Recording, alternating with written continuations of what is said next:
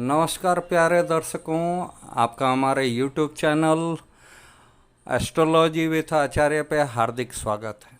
मित्रों, आज हम जानेंगे शनि महाराज के बारे में।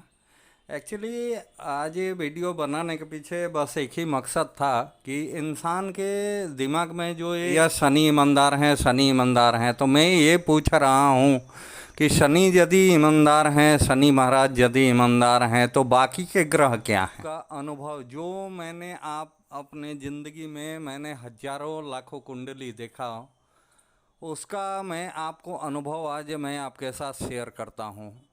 मित्रों, आप हमारे इस वीडियो पे कमेंट अवश्य कीजिएगा, इसलिए कि ये शायद मेरे द्वारा बनाए जाने वाला सबसे ज़्यादा स्पेशल ये वीडियो है।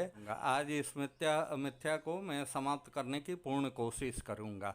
यूट्यूब पे जब जाइएगा और वीडियो देखिएगा तो आपको लगभग 1000 ऐसा वीडियो मिल जाएगा यूट्यूब पे, जिसमें हर वीडियो पे शायद एक भी वीडियो ऐसा नहीं होगा जो एक भी क्वेश्चन मार्क लगाया हो कि भैया शनि के बारे में कि शनि ईमानदार। यदि आपसे हमारा कुछ सवाल है, आप उसका जवाब जरूर दीजिएगा कमेंट करके, ठीक है मित्रों। मैं ये पूछ रहा हूँ कि मैंने ये काल पुरुष का कुंडली बनाया है, जो लग्न कुंडली है। इसमें 1 से लेके 12 तक का अंक है। मीन्स कि पहला राशि से लेकर 12 राशि तक के लिए 12 घर बना हुआ है। ये 12 घर नहीं, 12 भाव होता है। पहला आप ये समझ लीजिए, जैसा एक का अंक का मतलब हुआ मेष, दूसरे का वृष, तीसरे का मिथुन, चौथे का कर्क, पांचवें का सिंह, छठे का कन्या, सातवां का तुला, आठवां का वृश्चिक, नौवें का धनु, 10वें का मकर, 11वें का कुंभ और 12वां भाव आपका मीन राशि कहा जाता है। और जो लग्न लिखा हुआ है ना, ये होता है पहला ही घर, और ये कभी भी नहीं चेंज करेगा। भले अंक यहाँ 1 के जगह 4 आ जाए, 10 आ जाए, 12 आ जाए, 8 आ जाए, 7 आ जाए, 8 आ जाए, 6 आ जाए, ये कुछ भी बदल सकता है, लेकिन जो बेस होगा ये कुंडली का जो भाव है वो यही रहेगा 1 से लेकर 12 तक, ठीक है। तो हम आपको ये समझाने की कोशिश कर रहे हैं कि जैसा ये लग्न होता है, इसमें पहला लग्न, दूसरा लग्न, तीसरा 2 का अंक होगा तो दूसरा लग्न, 3 होगा तो तीसरा लग्न। माने कि पहला लग्न हुआ तो मेष लग्न, 2 अंक लिखा है तो वृष लग्न, ऐसा लेके 12 राशि है तो 12 लग्न भी बनता है, ठीक है। तो जो भी अंक पहले घर में आएगा तो उसका लग्न होगा, वो उस जातक का लग्न होगा। अभी आप एक चीज बतलाइए, 2 ही चीज मुख्य होता है, एक राशि और एक लग्न। लग्न माने उस इंसान का शरीर, और राशि का मतलब हुआ कि उस राशि में उस इंसान का जन्म हुआ है। मैं आपसे एक सवाल करता हूं कि क्या शनि के राशि में या लग्न में जन्मा हुआ इंसान डाकू नहीं बनता है? या शनि के राशि या लग्न में जन्मा हुआ इंसान चोरी नहीं करता है? क्या शनि के राशि या लग्न में जन्मा हुआ इंसान किसी का हत्या नहीं करता है? या शनि के लग्न में या शनि के राशि में जन्मा हुआ इंसान डॉक्टर नहीं होता है? या शनि के लग्न में या राशि में जन्मा हुआ इंसान किसी का साथ लूटपाट नहीं करता है, मारपीट नहीं करता है? या शनि के लग्न में जन्मा हुआ इंसान या शनि के राशि में जन्मा हुआ इंसान किसी का बलात्कार नहीं करता है? या शनि के लग्न में जन्मा हुआ इंसान या शनि के राशि में जन्मा हुआ इंसान का हत्या नहीं होता है? या शनि के लग्न में जन्मा हुआ इंसान या शनि के राशि में जन्मा हुआ इंसान कोई बहुत बड़ा महात्मा नहीं होता है, या नेता नहीं होता है, या फिल्मकार नहीं होता है, या हीरो नहीं होता? क्या नहीं होता है या क्या होता है? ठीक है, हर इंसान, हर राशि में जन्मा हुआ इंसान कुछ भी बनता है। वृष लग्न में जन्मा हुआ इंसान डॉक्टर बन सकता है, वृष लग्न में जन्मा हुआ इंसान नेता बन सकता है, प्रधानमंत्री बन सकता है, कर्क राशि या कर्क लग्न में जन्मा हुआ इंसान नेता बन सकता है, प्रधानमंत्री बन सकता है, एक बिजनेसमैन बन सकता है। तो क्यों शनि को ही प्रधानता दिया गया है कि भैया शनि ईमानदार हैं?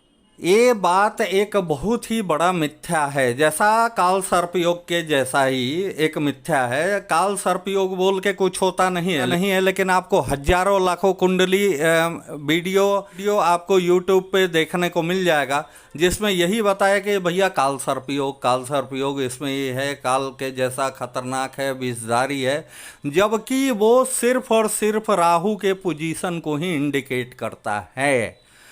वैसा ही शनि का ईमानदारी का भी फल है कि भैया शनि ईमानदार है भैया, हर ग्रह ईमानदार होता है और वो आपके कर्म के हिसाब से ही, पूर्व जन्म के कर्म के हिसाब से ही वो आपके लग्न चार्ट में उसका स्थिति और पोजीशन होता है और उसी के द्वारा वो ग्रह आपके ऊपर प्रभाव डालता है। जैसा अभी आपको मैं एक छोटा सा उदाहरण देता हूँ। मानिए कि आप आकाश मंडल में देखिएगा तो आपको शनि, बुध, गुरु, राहु, सूर्य और चंद्रमा को छोड़ के फिर मंगल, केतु, ये सब कोई भी जल्दी दृष्टिगोचर नहीं होते हैं। उसके लिए हो सकता है कि आपको दूरबीन लगाना पड़े या कोई सैटेलाइट के थ्रू आपको देखना पड़े, लेकिन सूर्य और चंद्रमा ये दो तो सामने हर इंसान को दिख जाते हैं। इसमें चंद्रमा तो उपग्रह है, लेकिन ज्योतिष में, शास्त्र में चंद्रमा को ग्रह का ही संज्ञा दिया गया है। तो आपको नॉर्मली एक हम चंद्रमा महाराज के बारे में बतलाते हैं। इससे आपको शायद कंफर्म हो जाएगा, ये ज्ञात हो जाएगा कि शनि महाराज ईमानदार हैं या सब ग्रह ईमानदार होता है, शनि महाराज चोर हैं या सब ग्रह चोर होता है। ये चीज़ आपको डिफाइन हो जाएगा। तो चलिए शुरू करते हैं। देखिए आपको बतला रहे हैं, जैसा मानिए कि चंद्रमा है, ये इंसान के मान सम्मान और मनोबल का ये स्वामी होते हैं। जितने भी पूरे ब्रह्मांड में जो भी तरल पदार्थ है, चंद्रमा का ही प्रभाव होता है। तो चंद्रमा के प्रभाव से आदमी को बीपी, हाई ब्लड प्रेशर का बीमारी पकड़ता है, हार्ट का रोग पकड़ता है। चंद्रमा के ही अशुभता से शरीर में होमोग्लोबिन यानी कि खून का कमी होता है। चंद्रमा के ही खराबी से इंसान को समाज में या परिवार में मान सम्मान नहीं मिलता है, उसके मान सम्मान पे आँच आता है। चंद्रमा के ही खराबी से ब्रह्मांड में बड़ा से बड़ा घटना होता है। चंद्रमा के ही प्रभाव से ज्वार भाटा आता है, तो लगभग हर इंसान दुनिया में जानता है। चंद्रमा के ही प्रभाव से भूकंप आता है, चंद्रमा के ही प्रभाव से सुनामी आता है, चंद्रमा के ही प्रभाव से इंसान बलात्कार करता है, चंद्रमा के ही प्रभाव से इंसान मानव बम बन के विस्फोट करता है, चंद्रमा के ही प्रभाव से आदमी किसी औरत का रेप कर देता है, चंद्रमा के ही प्रभाव से इंसान दूसरे का कत्ल कर देता है, चंद्रमा के ही प्रभाव से इंसान पागल हो जाता है, चंद्रमा के ही प्रभाव से इंसान का याददाश्त कमज़ोर हो जाता है, चंद्रमा के ही प्रभाव से इंसान को होता है, जैसा कोई भी दुधारू गाय है, बकरी है या भैंस है, उसके ऊपर भी चंद्रमा महाराज का पूर्ण प्रभाव पड़ता है। यदि किसी इंसान के कुंडली में चंद्रमा अशुभ है, उस इंसान को कभी भी किसी भी दुधारू जीव जंतु का पालन पोषण नहीं करना चाहिए, अन्यथा वो अकाल मृत्यु के ग्रास में चला जाता है, अन्यथा वो जरूर बीमार रहेगा। यदि चंद्रमा और शनि एक साथ बैठ जाए, जैसा सिद्धू मूसेवाला जी का जो मर्डर हुआ था, उनका जब कुंडली में देखा हुआ था तो उनके षष्ठम भाव में इस स्थान पे चंद्रमा और शनि बैठा हुआ था, जो कि अस्त्र शस्त्र से घात का वो परिचायक होता है। जबकि आप सोचिए, यही शनि षष्ठम भाव में अकेले बैठे तो ये बहुत ही शुभ फल देता है, लेकिन केवल चंद्रमा की युति के वजह से, शनि के प्रभाव में आने के वजह से उस इंसान का बड़ा ही निर्मम हत्या हुआ था। चंद्रमा और शनि यदि लग्न में बैठ जाए और यही तुला लग्न हो, यानी कि शनि उच्च का होगा, तो इंसान पागल हो जाता है, पूर्ण रूप से पागल, मानसिक रूप से विक्षिप्त हो जाता है, जिसको मीन्स कि आप मेंटली रिटायर बोल सकते हैं। ठीक है, ऐसे ही आप ये देखिए बुद्ध महाराज के बारे में, यही बुद्ध खराब हो जाए तो आदमी को शारीरिक एक्जिमा हो जाता है, ऐसा चर्म रोग पकड़ेगा जिसका कोई इलाज ही नहीं हो पाता है। यही सूर्य खराब हो जाए तो इंसान का मान सम्मान पूरी तरह से ख़त्म हो जाता है। यही शुक्र महाराज किसी भी इंसान के कुंडली में शुभ अवस्था में बैठे हुए हैं तो वो इंसान के ज़िंदगी में दुनिया का हर सुख मौजूद होता है। वो जितना अच्छे डिग्री का शुक्र महाराज वहाँ बैठे होंगे, यानी कि 12 से लेके 18 डिग्री के अंदर यही शुक्र महाराज हों, उन किसी भी इंसान के धन भाव में या चतुर्थ भाव में या एकादश भाव में, तो ऐसा इंसान अत्यधिक मने समझिए कि राजा के समान जिंदगी भोग के अपना जिंदगी व्यतीत करता है। और यही यदि शुक्र महाराज यदि अशुभ अवस्था में बैठ जाए तो इंसान के पास लग्जरी नाम का बोल के कुछ होता ही नहीं है उसके ज़िंदगी में। फटा पुराना कपड़ा पहनेगा, उसका कपड़ा भी मलिन होगा, समय पे खाने को नहीं मिलता है, कई कई दिन उस इंसान को भोजन नसीब नहीं होता है। ऐसे ही यदि मंगल महाराज को आप देखिए तो मंगल महाराज भी यदि अशुभ अवस्था में आ जाएं तो इंसान का हत्या हो जाता है, इंसान अकाल मृत्यु का मौत होता है। यही मंगल महाराज यही शुभ अवस्था में बैठे हुए हैं तो इंसान के पास हर चीज़ होता है, घर गाड़ी रुपया पैसा, 4 व्हीलर गाड़ी, जगह ज़मीन, घर उसका बहुत बड़ा होता है, लैंडेड प्रॉपर्टी ऐसे इंसान के पास बहुत ही ज़्यादा होता है और अच्छा होता है। उस ज़मीन का क्वालिटी मीन्स आप ये कह सकते हैं कि वो महंगा ज़मीन होगा, उसके पास बहुत ही बड़ा टुकड़ा होगा उसके पास ज़मीन का। ठीक है, ऐसे ही राहु महाराज यदि प्रसन्न हो जाएं तो इंसान को धन धान्य से भर देते हैं।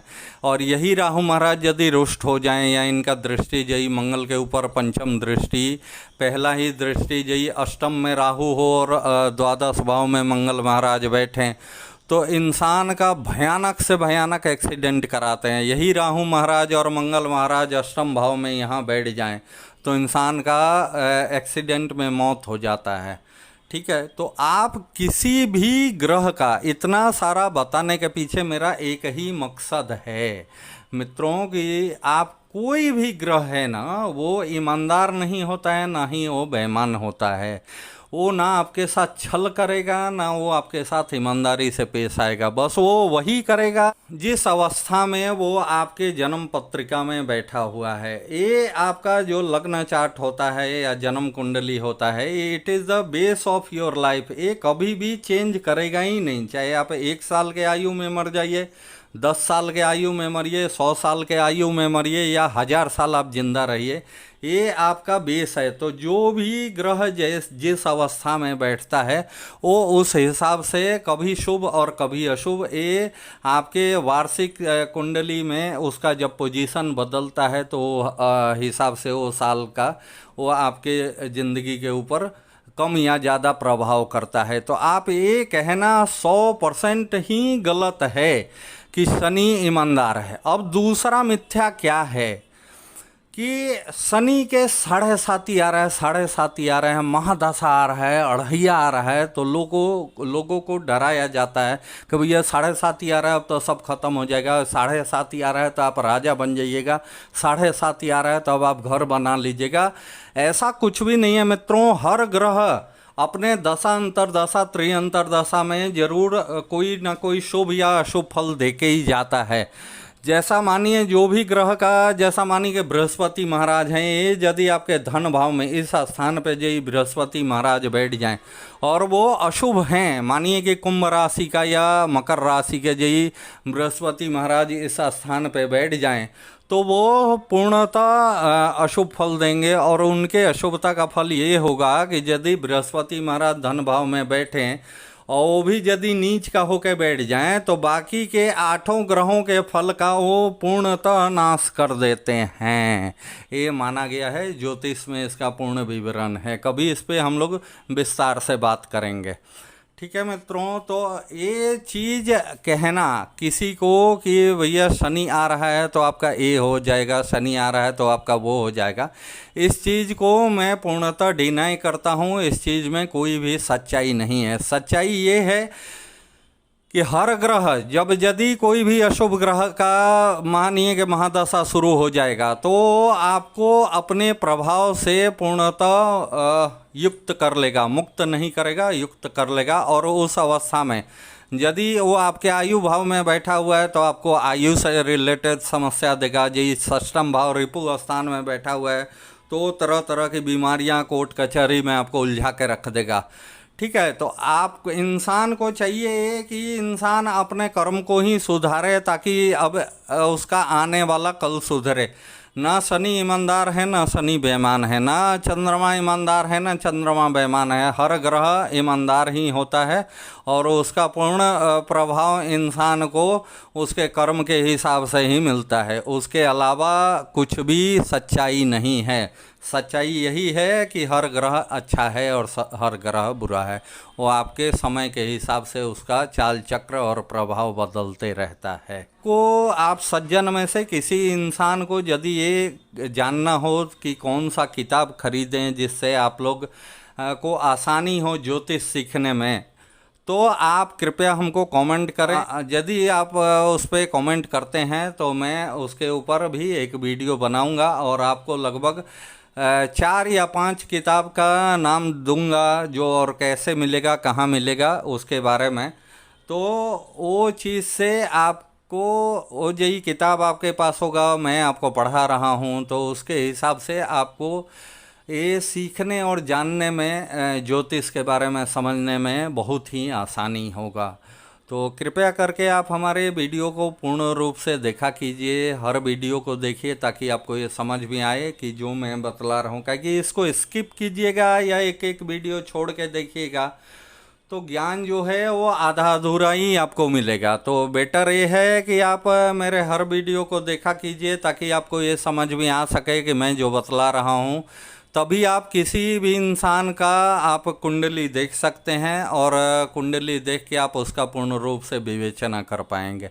ठीक है मित्रों, तो आज के वीडियो में बस इतना ही। आपसे एक निवेदन है, कृपया आप हमारे वीडियो को लाइक कीजिए, सब्सक्राइब कीजिए, चैनल को सब्सक्राइब कीजिए। मित्रों आप कमेंट किया कीजिए, आपसे निवेदन है आप कमेंट किया कीजिए ताकि हमको ये समझ में आ सके कि यदि हमसे कोई गलतियां हो रही हैं तो मैं उसको सुधारूं। और यदि आप सज्जन में से किसी भी इंसान को अपने बारे में अपना कुंडली का विवेचना कराना हो तो कृपया डिस्क्रिप्शन में दिए हुए नंबर पे आप व्हाट्सअप करके आप हमसे बात कर सकते हैं। ठीक है मित्रों, तो आज के लिए बस इतना ही। तत्काल आपको नमस्कार।